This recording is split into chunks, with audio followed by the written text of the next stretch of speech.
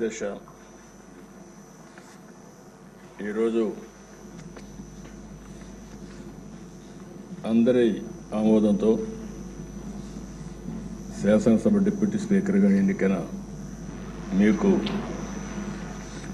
వ్యక్తిగతంగా తెలుగుదేశం పార్టీ తరఫున కూడా మనస్ఫూర్తిగా అభినందనలు తెలియజేస్తున్నా. శుభాకాంక్షలు అధ్యక్ష. సినిమా రంగంలో ఇక్కడే మా మిత్రుడు పవన్ కళ్యాణ్ గారు ఉన్నారు. త్రిపుల్ ఎంత సంచలనం సృష్టించిందో నేటి రాజకీయాల్లో మీ చరిత్ర కూడా అంత సంచలనాన్ని సృష్టించిన దిశ. త్రిపుల్ సినిమాలో నాటు నాటు పాట ఎంత పాపులర్ అయిందో ఈ త్రిపుల్ రచ్చబండ కూడా అదే మరి పాపులర్ అయింది. దానికి ఒక చరిత్ర ఉంది. అలాంటి ఒక్కొక్కసారి జీవితంలో కొన్ని సమస్యలు వస్తాయి. ఆ సమస్యల్ని ధైర్యంగా ఎదుర్కోవడం చాలా ముఖ్యం. తిరిగి ఆ కుర్చీలో కూర్చుంటే నిండుగా కనపడుస్తున్నారు. అందరూ కూడా ఆఫ్గా కొత్త కనపడుస్తారు, కానీ మీరైతే ఆ కుర్చీకి ఒక నిండుత్వాన్ని ఇచ్చారు. పంచకట్టు కూడా తెలుగు బిడ్డ పంచకట్టుతో వచ్చారు. చాలా సంతోషం. మిమ్మల్ని చూసినప్పుడు, ముఖ్యంగా ఈ కొత్త బాధ్యతలో మిమ్మల్ని చూసినప్పుడు చాలా సంతోషం కలుగుతూ ఉంది. మీరు తప్పకుండా మంచిగా రాణించాలని మనస్ఫూర్తిగా ఆకాంక్షిస్తున్నా. ఇక్కడుండే మెంబర్స్కి అందరికి కూడా ఒకసారి ఆలోచిస్తే వారి ప్రస్తావన కూడా మే 14, 1962 విజయవాడలోని కనుమూరి వెంకట సత్య సూర్యనారాయణరాజు గారు అన్నపూర్ణమ్మ దంపతులకు జన్మించారు. ఆయన ఒక పారిశ్రామికవేత్తగా, రాజకీయవేత్తగా గుర్తింపు తెచ్చుకున్నారు. రఘురామకృష్ణరాజు గారు విశాఖపట్నంలోని ఆంధ్ర విశ్వవిద్యాలయంలో పోస్ట్ గ్రాడ్యుయేషన్ చేశారు. డిస్టింక్షన్లో పాస్ అయ్యారు. అప్పటి నుంచి కూడా మీరు ఎక్కడ చూసినా ఉత్సాహంగా మెరిట్లోనే ఉన్నారు. ఆయన మొదటి నుంచి మెరిట్ స్టూడెంట్. ఇండస్ట్రీ కూడా విద్యుత్ రంగంలో, ఎడిబుల్ ఆయిల్స్లో ఇలాంటి వ్యాపారాలు కూడా చేసి గుర్తింపు తెచ్చుకున్నారు. వాళ్ళ కుటుంబానికి కూడా రాజకీయ నేపథ్యం ఉంది. శిరీష్ రాజు గారు, వీళ్ళ తాతగారు,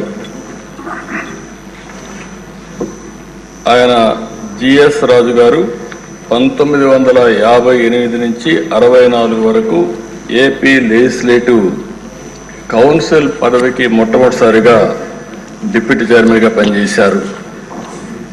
ఇంకో పక్క సిరీస్ ఫార్మా ఎస్టాబ్లిష్ చేశారు అప్పట్లోనే, కానీ కొన్ని కారణాల వల్ల దాన్ని ముందుకు తీసుకుపోలేకపోయారు. కానీ లేకపోయింటే ఈరోజు రిచెస్ట్ మ్యాన్ ఆంధ్రప్రదేశ్లో ఆయనే ఉండేవాడు. అప్పట్లో ఫార్మా అనేది చాలా ముఖ్యం. మన డిప్యూటీ స్పీకర్ గారు 19లో నర్సాపూర్ ఎంపీగా పోటీ చేసి గెలిచారు. అయితే వీరి ఆలోచన, వీరి వ్యక్తిత్వం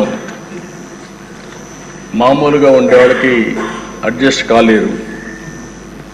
ఏదున్నా సరే ఫ్రాంక్గా మాట్లాడతాడు. మనసులో కల్మషం ఉండదు. ముందు వెనుక చూడకుండా మాట్లాడుతూ ఉంటారు. ఎందుకంటే ఓసారి ఫ్రాంక్గా ఉండేటప్పుడు కొన్ని సమస్యలు కూడా వస్తాయి. అయితే నేను చాలా రోజుల నుంచి వాటిని దగ్గరగా చూస్తున్నా.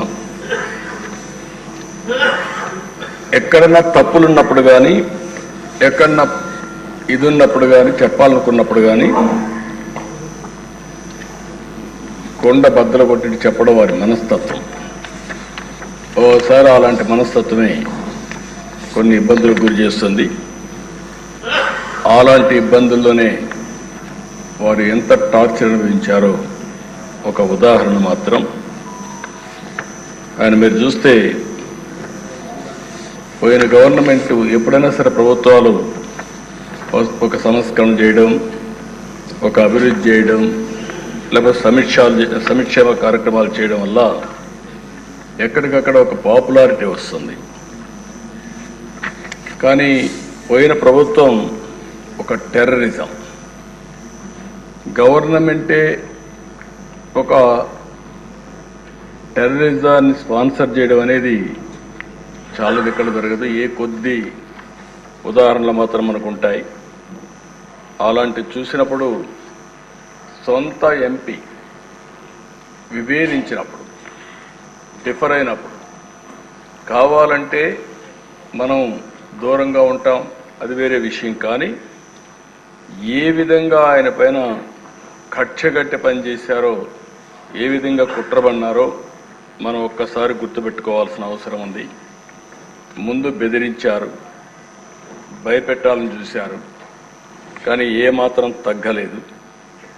ఈయన నమ్ముకున్న సిద్ధాంతం ప్రకారం ముందుకు పోయి మాట్లాడే పరిస్థితికి వచ్చారు. అయితే మనం అందరం కూడా చూస్తే అలాంటి సందర్భంలో ఏకపక్షంగా తన సొంత ఎంపీ మీద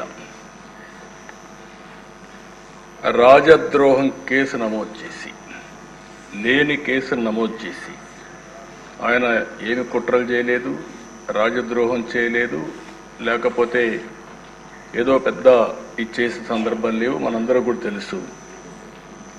రాజద్రోహం కేసు నమోదు చేసి 2021 మే 14వ తేదీన, మే 14వ తారీఖున ఆయన పుట్టినరోజు. ఆ పుట్టినరోజు ఆయన అరెస్ట్ చేసి పైశాచిక ఆనందం పొందాలనే ఉద్దేశంతో ఆయన అరెస్ట్ చేశారు.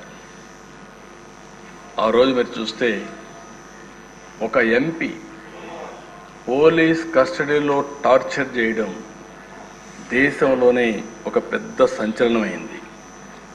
సిఐడి సీనియర్ అధికారులు, ఐపీఎస్ అధికారులు పోలీస్ కస్టడీలో ఒక ఎంపీని ఇలా హింసించిన సంఘటన భారతదేశ చరిత్రలో, నేను కూడా రాజకీయాల్లో 40 సంవత్సరాల నుంచి ఉన్నా, చాలా సంఘటనలు చూశాను. ఇదే మొదటి సంఘటన, ఇదే ఆఖరి సంఘటన నా అభిప్రాయం. నేను ఎప్పుడు చూడలేదు ఇలాంటి సంఘటన, ఎప్పుడు వినలేదు. ఆ రోజు మీరు చూస్తే 2021 మే 14వ తేదీన రఘురామరాజు గారి పైన సుమోటోగా కేసు పెట్టారు. ప్రభుత్వాన్ని కూలదోయడంలో భాగంగా కుట్ర చేశారని రాజద్రోహం కేసు పెట్టారు. TV5 ABNతో కలిసి కుట్ర చేశారని ఆరోపించారు. 9 గంటలకు కంప్లైంట్ పెట్టారు, 10 గంటలకు FIR నమోదు చేశారు. మధ్యాహ్నం 2 గంటలకు హైదరాబాద్లో ఇంట్లో ఉంటూ వచ్చి అరెస్ట్ చేశారు. అంటే మీరు గుర్తుపెట్టుకోవాల్సింది, 9 గంటలకు కంప్లైంట్ ఇస్తారు, 10 గంటలకు FIR రిజిస్టర్ చేస్తారు. ఆంధ్ర పోలీసులు హైదరాబాద్కు వచ్చి 2 గంటలకు అరెస్ట్ చేసి అక్కడి నుంచి ఈయన తీసుకొస్తారు. ఆ రోజు శుక్రవారం నేరుగా, మళ్ళా దీనికి శుక్రవారానికి కూడా ఒక సిగ్నిఫికెన్స్ ఉంది. శుక్రవారం అయితే ప్రొక్లేన వచ్చి ఎక్కడికక్కడ కూల్చివేతలు చేస్తారు. శుక్రవారం కానీ అరెస్ట్ చేస్తే కోర్టు ఉండదు కాబట్టి జైల్లో పెట్టొచ్చని ప్రయత్నం చేస్తూ కరెక్ట్గా అదే శుక్రవారం ఎంపిక చేసుకొని ఇక్కడికి తీసుకొచ్చారు. ఇక్కడ చూస్తే గుంటూరు సిఐడి ఆఫీస్ వారు కొన్ని విషయాలు చెప్పారు. తర్వాత బయట వచ్చినాక నేను ఆ రోజు ఒక పార్టీ అధ్యక్షుడిగా రాష్ట్రంలో ఎవరిని అరెస్ట్ చేసినా పార్టీతో సంబంధం లేకపోయినా, రాజకీయాల్లో సంబంధం లేకపోయినా, వాళ్ళు ఎవరిని అరెస్ట్ చేసినప్పుడు సోషల్ యాక్టివిస్టులు అరెస్ట్ చేస్తే కూడా మళ్ళా వాళ్ళని పైకి తీసుకురావడానికి ప్రయత్నం చేసేవాడిని. ఆ పరిస్థితిలోని ఈయన కేసు కూడా నేను నేరుగా పర్యవేక్షిస్తూ ఎప్పటికప్పుడు పార్టీలో మేము మాట్లాడుకుంటూ వస్తున్నాం. ఆ రోజంతా కూడా ఆయన అరెస్ట్ చేసినప్పుడు నుంచి తీసుకువచ్చే దారిలో కానీ ఏమేం జరుగుతుందో ఎప్పటికప్పుడు మానిటర్ చేస్తున్నాం. అదే రోజు రాత్రి 5గురు ముసుగులో వచ్చి ఎంపీ పైన విపరీతంగా, అంటే పోలీస్ కస్టడీలో ఉండేటప్పుడు పోలీసులు వాళ్ళ దగ్గర పెట్టుకున్న రాత్రిలో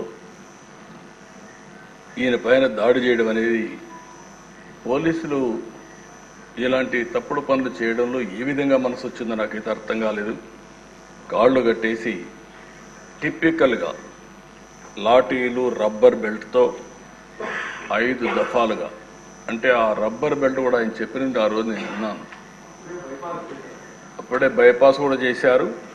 అరికాళ్ల పైన, ఆ కాళ్ల పైన కొడితే అది ఐడెంటిఫై చేయలేదు, ఈవెన్ డాక్టర్స్ ఇది చేసినా కూడా ఐడెంటిఫై చేయలేరనే ఉద్దేశంతో విపరీతంగా కొట్టి రాత్రంతా కూడా ఇది చేశారు. అప్పటికే హార్ట్ సర్జరీ అయింది. గుండె మామూలుగా సర్జరీ అయినప్పుడు కొంచెం ఇబ్బందులు కూడా ఉంటాయి.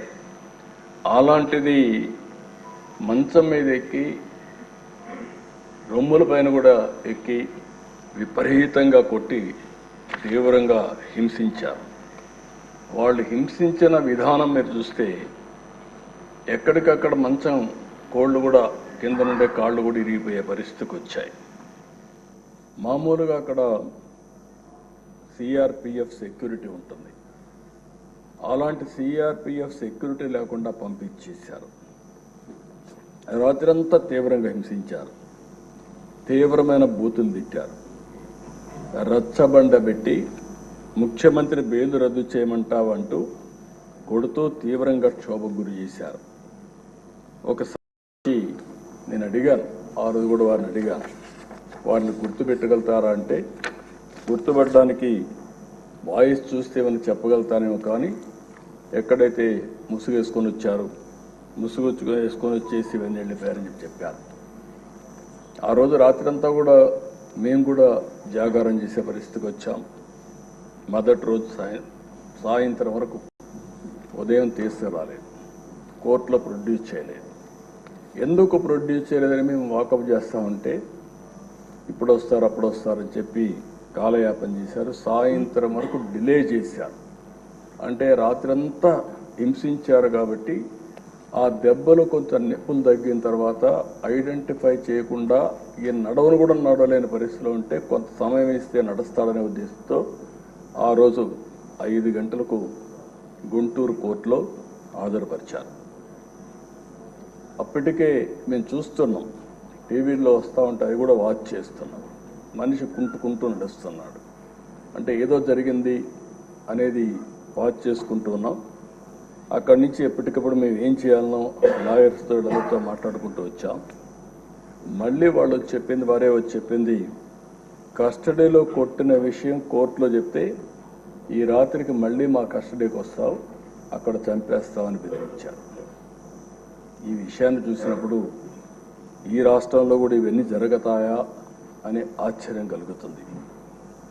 అయితే మేజిస్ట్రేట్ దగ్గరికి వచ్చిన తర్వాత ధైర్యం చేశాడు, ఆ కాళ్ళు చూపించాడు. ఆ కాళ్ళు అవన్నీ కొట్టినట్టు చూపిస్తే అప్పుడు ఆ మేజిస్ట్రేటు నేరుగా ఇతన్ని ప్రభుత్వ ప్రైవేట్ 2 హాస్పిటల్కి పంపించండి, ఎగ్జామిన్ చేయించండి, ఎగ్జామిన్ చెప్పి చేసిన తర్వాత సర్టిఫికెట్స్ ఇవ్వమని చెప్పి పంపిస్తే వాస్తవాలు తెలుస్తాయనే ఉద్దేశంతో ఆయన్ని ప్రభుత్వ ఆసుపత్రికి మాత్రం తీసుకుపోయి ప్రైవేట్ హాస్పిటల్కి తీసుకుపోకుండా అక్కడ కూడా రిపోర్ట్ని తారుమారు చేపించి బెదిరించి ఆయన రిపోర్ట్ తెప్పించారు. ఆ రిపోర్ట్ వస్తానే 16వ తారీఖున జైలుకు పంపించారు. ఇదే సమయంలో సమాంతరంగా హైకోర్టులో కూడా ఈ కేసు జరుగుతూ ఉంది. అంటే మేజిస్ట్రేట్ కోర్టులో కేసు ఉంది, హైకోర్టులో కేసు ఉంది. హైకోర్టులో కూడా ఏమాత్రం కూడా కోఆపరేట్ చేయకుండా వీళ్ళు ఇచ్చేస్తే మధ్యాహ్నం 12 గంటలకి కోర్టు సమావేశమైంది. రఘురామకృష్ణరాజు యొక్క రిపోర్ట్ ఇవ్వమని కోర్టు అడిగింది, కానీ వాళ్ళు రిపోర్ట్ ఇవ్వలేదు. మధ్యాహ్నం ఇవ్వాల్సిన రిపోర్టు సాయంత్రం 6 గంటలకు ఇచ్చారు. దీంతో హైకోర్టు కూడా ఆగ్రహం వ్యక్తం చేస్తూ రఘురామకృష్ణరాజు గారిని స్వయంగా తీసుకురండి హైకోర్టుకి అని చెప్పారు. ఆయన ఇప్పటికే జైల్లో ఉన్నాడు, ఇప్పుడు మేము తీసుకురాలేమని మొరాయించారు. మరుసటి రోజు 17వ తారీఖు హైకోర్టులో విచారణ జరిగింది. ఇది ఉన్నప్పుడు వారి అడ్వకేటు వారితో కూడా మేము కూడా మాట్లాడి సుప్రీంకోర్టులో వెకేషన్ బెంచ్లో కేసు వేశారు. సుప్రీంకోర్టు ఇమ్మీడియట్గా ఈయన్ని హైదరాబాద్లో మిలిటరీ హాస్పిటల్కి, ఇక్కడుండే హాస్పిటల్ పైన నమ్మకం లేక ఇక్కడ హాస్పిటల్లో మళ్ళా తారుమారు చేస్తారు, బెదిరిస్తారు, రిపోర్ట్లు ఇవ్వరనే ఉద్దేశంతో హైదరాబాద్లో మిలిటరీ హాస్పిటల్కి రెఫర్ చేశారు. అప్పుడు కూడా మొరాయించారు. ఏదైతే ఆయన్ని ఇమ్మీడియట్గా తరలించాల్సింది పోయి తరలించకపోతే సుప్రీంకోర్టు చాలా స్పష్టంగా తెలంగాణ హైకోర్టు చీఫ్ జస్టిస్ నియమించిన న్యాయాధికారి సమక్షంలో పరీక్ష నిర్వహించి మంగళవారం నాటికి సుప్రీంకోర్టుకు రిపోర్ట్ ఇమ్మని చెప్పి ఆదేశాలు ఇచ్చారు. అందువల్ల సోమవారం సాయంత్రం 5 గంటలకు ఇక్కడి నుంచి జైల్లో నుంచి తీసుకుపోయి హైదరాబాద్లో సికింద్రాబాద్ మిలిటరీ హాస్పిటల్లో చేర్చారు. అక్కడ కూడా మేము వాచ్ చేస్తున్నాం. అక్కడ కూడా ఆ రోజు ఒక అధికారి పనిచేస్తూ అక్కడికి వెళ్ళి అక్కడ కూడా మ్యానిపులేట్ చేయాలని ప్రయత్నం చేశాడు. అది కూడా మేము పేపర్ ద్వారా మళ్ళీ ఎక్కడికక్కడ లీక్ చేసి ప్రెషర్ పెట్టే ప్రయత్నం చేశాం. సభ్యతగా ఉండదని ఆ వ్యక్తి పేరుని చెప్పడం లేదు, కానీ ఆ వ్యక్తిని తీసుకొచ్చి ఎక్కడికక్కడ ఒక పవిత్రమైన దేవాలయంలో అధికారిగా పెట్టుకుని ఎలాంటి లాబీలు చేయించే పరిస్థితికి వచ్చారు. అంటే ఎంత దుర్మార్గంగా ప్రవర్తించారో అంత దుర్మార్గంగా ప్రయత్నించే పరిస్థితికి వచ్చారు. అయితే అవన్నీ చూసిన తర్వాత నెక్స్ట్ డే 3 రోజుల వరకు ఆయన ట్రీట్మెంట్ ఇచ్చిన తర్వాత సుప్రీంకోర్టు బెయిల్ ఇచ్చే పరిస్థితికి వచ్చింది. ఇది మనందరం ఒక్కసారి ఆలోచించినప్పుడు ఇక్కడతో ఆగలేదు కక్ష. నర్సాపూర్ లోక్సభ పరిధిలో పేద అమిరం గ్రామంలో అల్లూరి సీతారామరాజు విగ్రహావిష్కరణ జరిగింది. సాక్షాత్తు ప్రధానమంత్రి గారు ఆ ఫంక్షన్కి వచ్చారు. ఈయన స్థానిక ఎంపీగా ఉండి ఈయన ఇంటికి కూడా పక్కనే 500 మీటర్లు ఉంటుంది విగ్రహావిష్కరణ. అందుకని ఈయన కూడా వెళ్ళాలని చెప్పి ప్రయత్నం చేసి హైదరాబాద్ నుంచి రావడానికి ప్రయత్నం చేశాడు. కానీ ప్రయత్నం చేసి పర్లేదు వెళ్ళాలి అనే ఉద్దేశంతో నర్సాపూర్ ఎక్స్ప్రెస్లో టికెట్లు కూడా రిజర్వ్ చేసుకున్నాడు. బేగంపేటకు వచ్చిన తర్వాత దిగేశాడు. దిగి మళ్ళీ అందరికి మెసేజ్ ఇచ్చారు, మాకు కూడా మెసేజ్ వచ్చింది, నేను వెళ్ళడం లేదు, నేను వెళితే ఏదైతే సత్తెనపల్లి ఆ ప్రాంతం పిడుగురాళ్ళ సత్తెనపల్లిలో వాళ్ళు ఒక ప్లాన్ చేశారని తెలిసింది. అవసరమైతే భోగిని తగలబెట్టి చంపేయాలని చెప్పి ఆ వార్త తెలిసింది కాబట్టి నేను దిగేశాను, నేను పోవడం లేదని చెప్పి దిగేసి వచ్చే పరిస్థితికి వచ్చాడు. అంటే ఇవన్నీ చూస్తే ఇవి సాధ్యమా, ఇవి జరుగుతాయా అనిపిస్తుంది.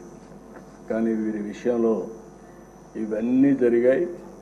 5 సంవత్సరాలు ఎంపీగా ఎన్నికైన తర్వాత నియోజకవర్గానికి రాలేకపోతే కడాను రచ్చబండ పెట్టి ప్రజలకు జరిగిన విషయాలు జరిగినట్టు చెప్పి ప్రజల ఆదరణ పొందిన వ్యక్తి ఈ రఘురామకృష్ణ. అందుకే త్రిబుల్ ఆర్ సినిమా ఎంత సంచలనమో ఈయన జీవితం కూడా అంతే సంచలనం. ఇంకొక విషయం కూడా మనం గుర్తుపెట్టుకోవాలి. మామూలు వ్యక్తి అయితే ఆ ధైర్యంగా ముందుకు వచ్చేవాడు కాదు. ఒక్కసారి నేను ఎన్నోసార్లు చెప్పాను, కొంతమంది నేరస్తులు నాకు ఇది చూసినప్పుడు ఒకటి గుర్తొస్తుంది. ఇలాంటి చూసినప్పుడు ఇంకా చాలా జరుగుతున్నాయి. అవి చూసినప్పుడు నాకు ఎప్పుడు కూడా దేశంలో ఎక్కడన్నా జరిగిందా అని నేను అధ్యయనం చేశాను.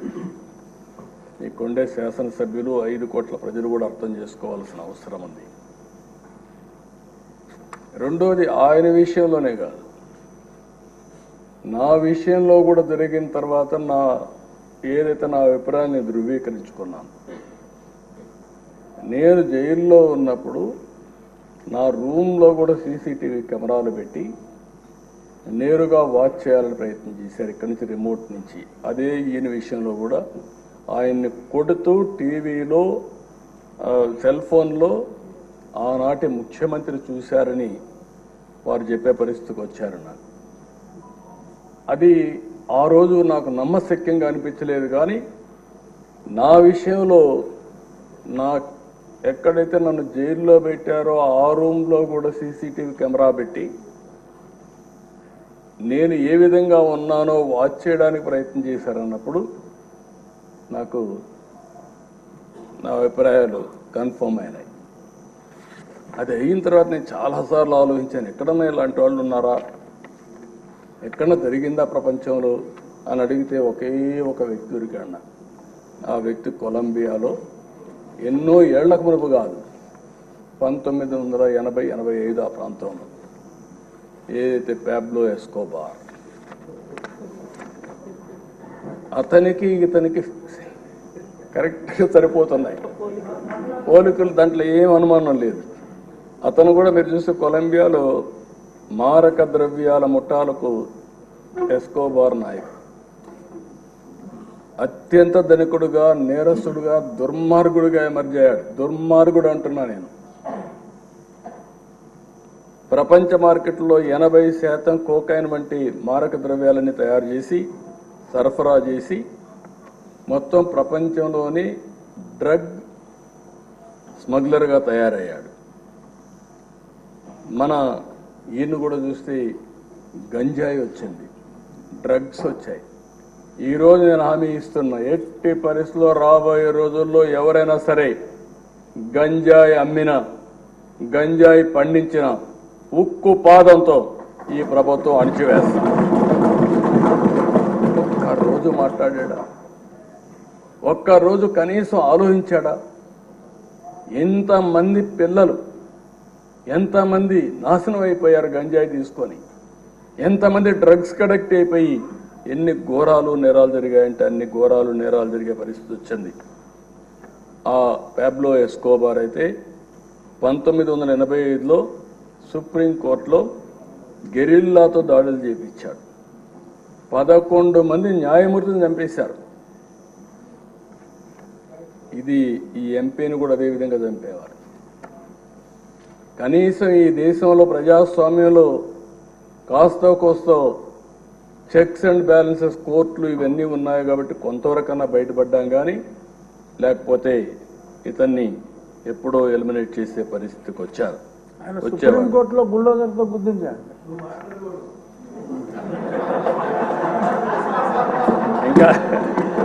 ఇంకా అలవాటు కాలేదు.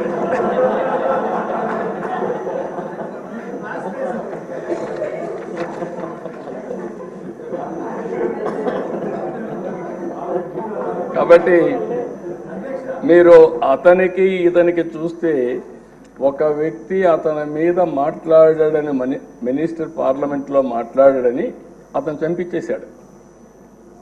ఇక్కడ అదే సంఘటనలు జరుగుతున్నాయి. ఎవరైనా సరే మాట్లాడితే, ఎదురు తిరిగితే, లేకుంటే ప్రజాస్వామ్యంలో ఇది తప్పు అని చెప్పితే ఇంకా వాళ్ళ మీద పడిపోయే పరిస్థితి. శాసిస్తున్నాడు, ఎవ్వరూ మాట్లాడడానికి వీలు లేదని శాసించే పరిస్థితికి వచ్చారు. అలాంటి పరిస్థితిలో ఎదురొడ్డి ఇంకా ఎమోషన్ ఉంది. ఇన్ కోర్స్ ఆఫ్ టైం తగ్గించుకుంటారు. కానీ మళ్ళీ ఈరోజు ఒక పోరాటం చేసి పోరాట యోధుడిగా గెలిచి ఆ కుర్చీలో కూర్చున్న మిమ్మల్ని మరొక్కసారి మనస్ఫూర్తిగా అభినందిస్తున్నాను. ఒక వ్యక్తి చట్టసభకు రావడం అంటే ఎంతో గొప్ప అవకాశం.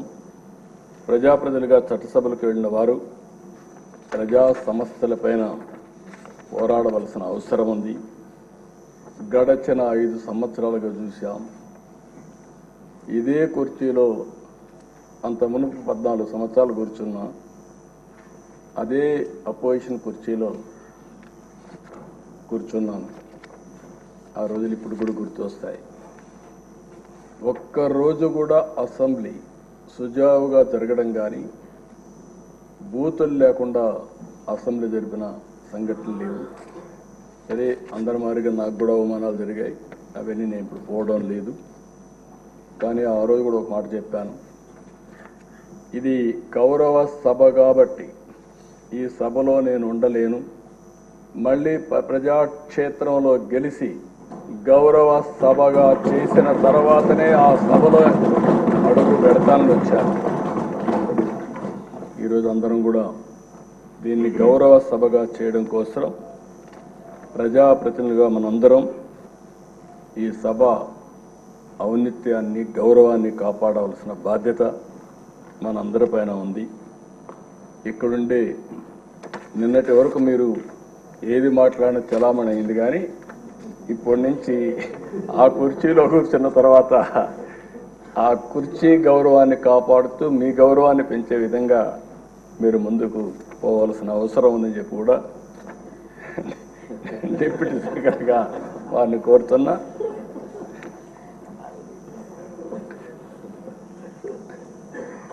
ఇంకొక పక్కన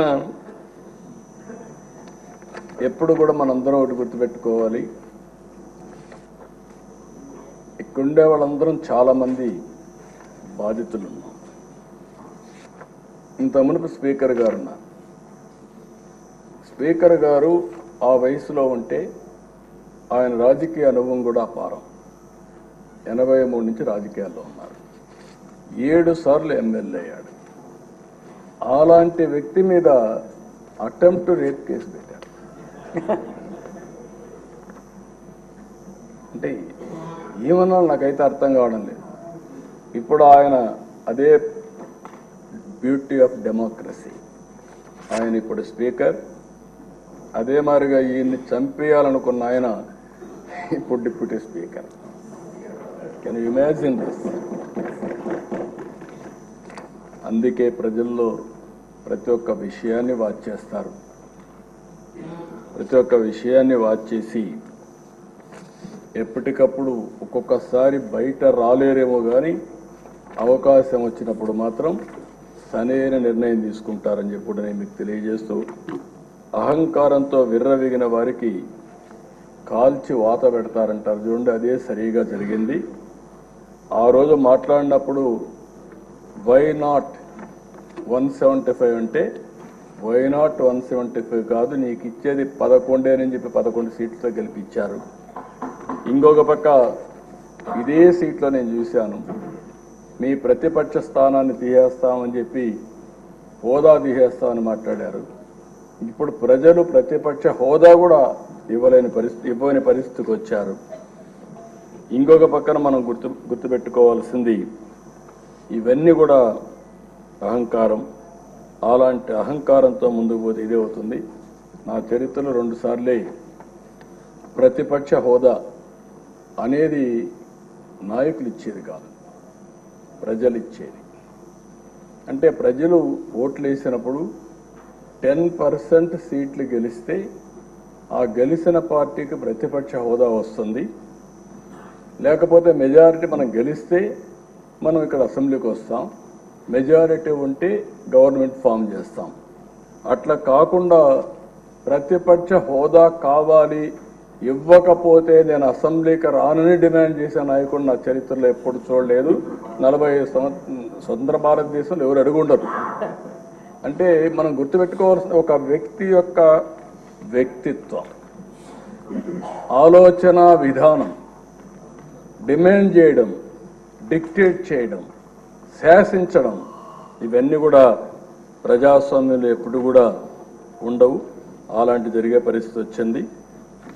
ఎప్పుడు కూడా ప్రజాస్వామ్యాన్ని గెలిపి మనం గౌరవించాల్సిన అవసరం ఉందని చెప్పి కూడా నేను మీకు తెలియజేస్తున్నా.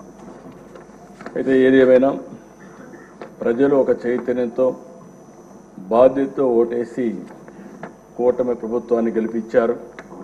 ఇది ప్రజా ప్రభుత్వం, ప్రజలకు జవాబుదారీగా ఉండే ప్రభుత్వం. ప్రజలు మనకిచ్చింది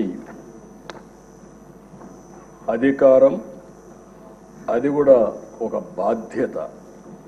అందుకే తొలి రోజు నుంచి సంక్షేమం, అభివృద్ధి, సుపరిపాలన కోసం మనం నిర్ణయాలు తీసుకుంటున్నాం. 150 రోజుల్లోనే అనేక సంక్షేమ కార్యక్రమాలని, అనేక పాలసీలు తీసుకొచ్చాం. ఈరోజు రాష్ట్రంలో ఫ్రీగా నేను అనుకుంటున్నాను 5 సంవత్సరాల్లో ఇంత స్వేచ్ఛగా అసెంబ్లీ జరిగింది 1924 ఒక్కరోజు కూడా లేదు. ఇప్పుడు ఎవరైనా సరే ప్రతిపక్షం ఉన్నా ఇదే మాదిరిగా ప్రవర్తిస్తాం. అయితే సాంప్రదాయాలు లేకుంటే మనకు వచ్చినటువంటి దీని ప్రకారం రూల్స్ రెగ్యులేషన్స్ పాటిస్తే సుజావుగా అసెంబ్లీ జరిగే అవకాశం వస్తుంది. అదే మరి ఇంకొక పక్కన మనందరి బాధ్యత విధ్వంసమైన రాష్ట్రాన్ని మళ్ళీ నిలబెట్టడానికి మనం నిర్ణయాలు తీసుకోవాల్సిన అవసరం ఉంది. అలాంటి నిర్ణయాలకు ఈ సభ ఒక వేదిక. ఇంకొక పక్క ఒక పబ్లిక్ పాలసీ చరిత్రను మారుస్తుంది. ప్రజలకు మనం ఇచ్చే విధానాలన్నీ ఇక్కడనే చర్చిస్తున్నాం, అవన్నీ రూపకల్పన చేస్తున్నాం. ఆ రూపకల్పన చేసి అవి అమలు చేస్తే ఒక చరిత్రని తిరగరాసే అవకాశం ఉంటుంది. ఈ యొక్క 24, 29 శాసనసభ అలాంటి చరిత్ర తిరగరాయడానికి, స్వర్ణ ఆంధ్రప్రదేశ్ చరిత్రని ప్రారంభించడానికి ఈ సభ ఎంతో దోహదం చేస్తుంది. అలాంటి సభలో అధ్యక్షులుగా చింతకాయల అయ్యన్నపాత్రుడు గారు, డిప్యూటీ స్పీకర్గా మీరు ఉండడం మాకెంతో గౌరవం అని చెప్పి కూడా నేను మీకు తెలియజేసుకుంటున్నా. అయితే అధ్యక్ష, నాకు ఒకటి అనిపిస్తుంది, మిమ్మల్ని నాడు రాష్ట్రానికి రానియని వాళ్ళు నేడు మీ ముందు సభలోకి రాలేని, కూర్చోలేని పరిస్థితి వచ్చింది.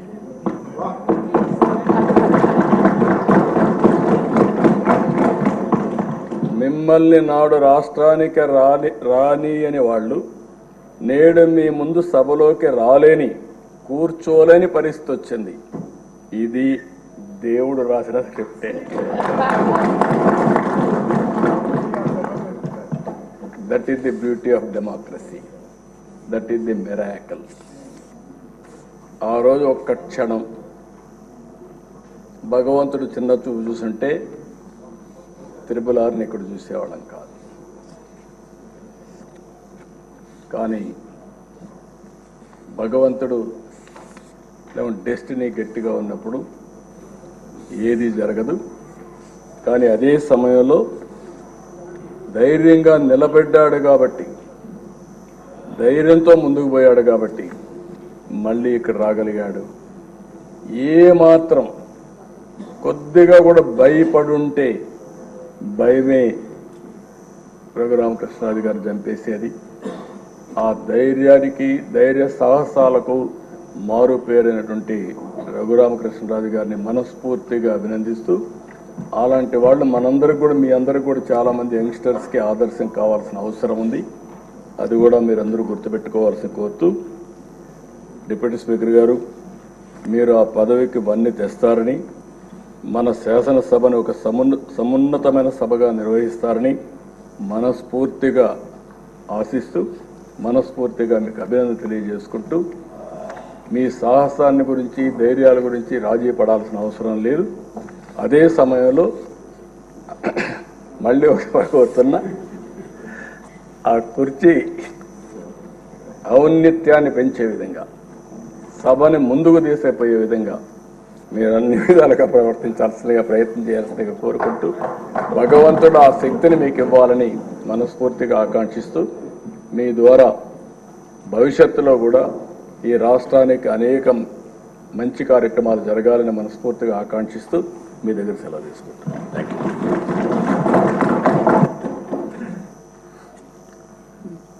గౌరవనీయులైన ఉప ముఖ్యమంత్రి